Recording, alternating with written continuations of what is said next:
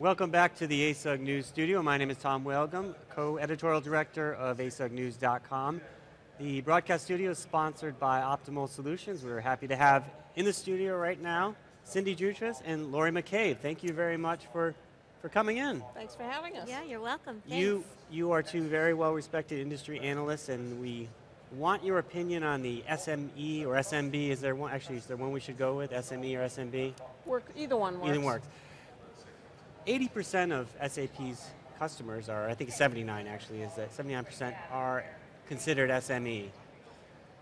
Do you think, we'll start off the talk a little bit, do you think SAP does enough to address that market? They do enough? I know clearly the big marketing is around the big initiatives, the HANAs and all and the case studies are all about the Colgate-Palmolives, and yet you hear the number 80% and it's like, wow.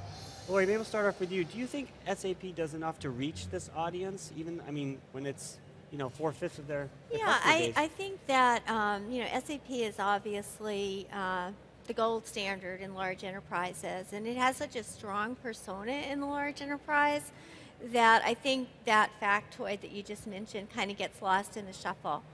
I do think SAP has a pretty good breadth of products, both starting with Business One and then Business All-in-One, Business by Design, and then the Business Objects Edge and other things for SMBs. But I don't think they probably get as much visibility as they need. And I think like the new ad campaign and things like that, they're starting to address it. Mm-hmm. But they do need to build the brand awareness. Sure. Cindy, you've been following the ERP industry for many years. When you look at SAP's, let's just look at ERP first, like Business All-in-One, the Business One, kind of like the gateway drug, if you will, to get customers to buy into the SAP vision. Are customers buying into that vision? I mean, is that getting lost in this HANA talk and all the business analytics that, if SAP really wants to reach this market? Well, first of all, I don't necessarily think that your typical SMB or SME is tuned into the HANA message. And I think that's one of the things, I do believe SAP does reach a lot of these smaller companies largely through their channels. Mm-hmm. But one of the things that I think SAP is still learning to do is how to talk to those SMBs and how to resonate. The big HANA message is around, this is this great technology, let's figure out how we can use it.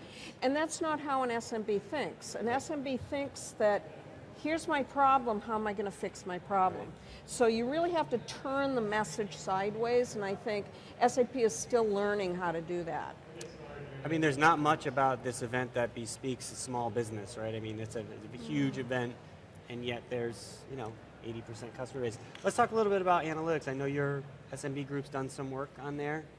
How are typical SMBs approaching the analytics today? Yeah, I think, really, and there's always the outliers, but for most small and medium businesses, they want analytics baked in to the business solutions. They really usually don't have the time or money or resources or skills to integrate, add-on BI.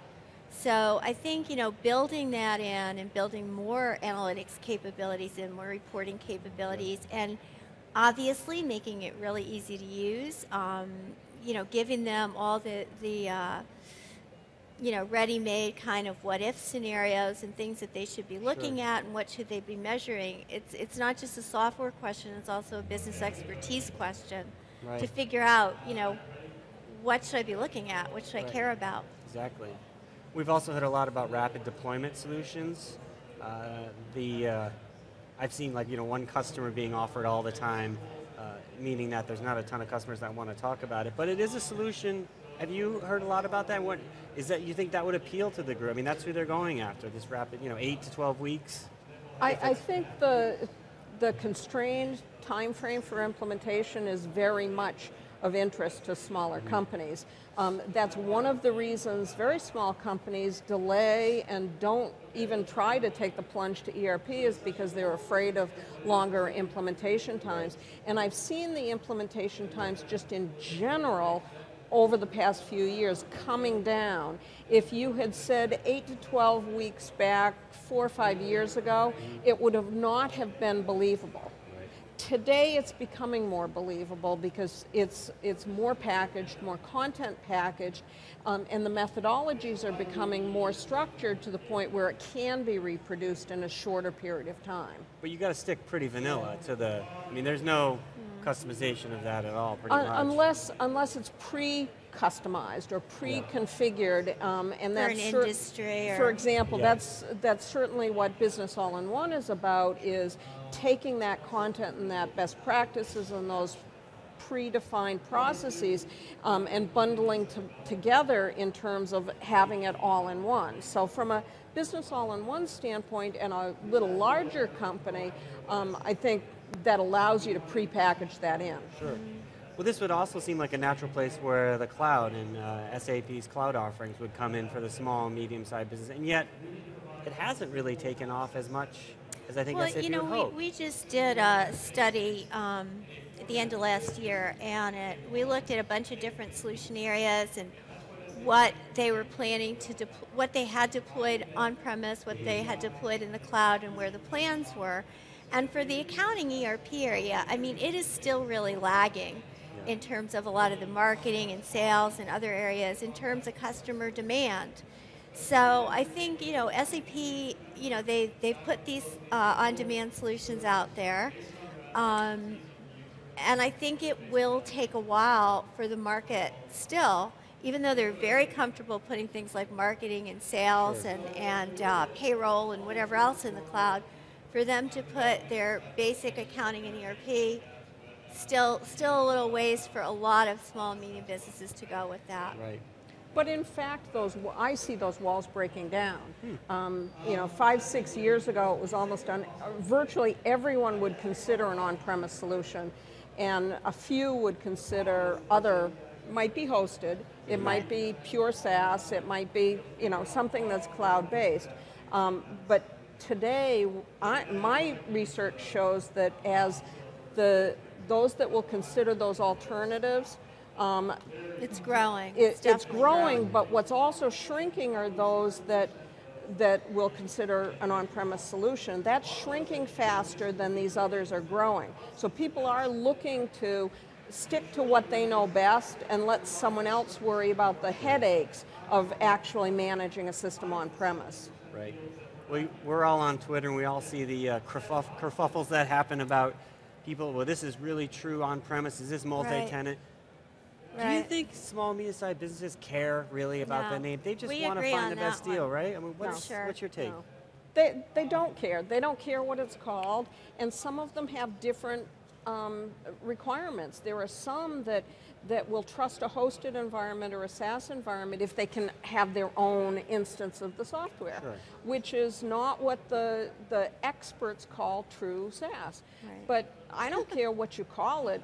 You want to deliver what the customer wants, and some of them want that and some of them want multi-instance. Right. So there needs to be a variety of what you deliver to serve the specific needs. Sure, absolutely. Absolutely. You want anything else? I agree 100% with Cindy.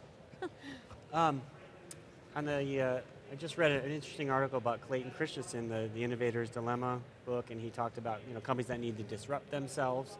Now that SAP is 40 years old, as you think back where they've been and where they're going to be in the next 10 years, do you think they've done enough to disrupt themselves, to transform themselves? I know we heard so much about innovation and all the things they're doing, but do you think they've done enough, Laurie, maybe we'll start with you, to shed the, we are an ERP company based in Germany and now we're actually I think they're on the road to doing enough. I mean, I think a lot of we do a lot around mobility as well, and I think, obviously they're making some very big investments there. They've obviously invested in the cloud. They are investing where the puck is going. Sure. Does it happen overnight? No, it can't happen overnight, but they have moved out of their comfort zone, and they're going down the right roads in a lot of these cases. And I think the word disruptive, I think, is overused.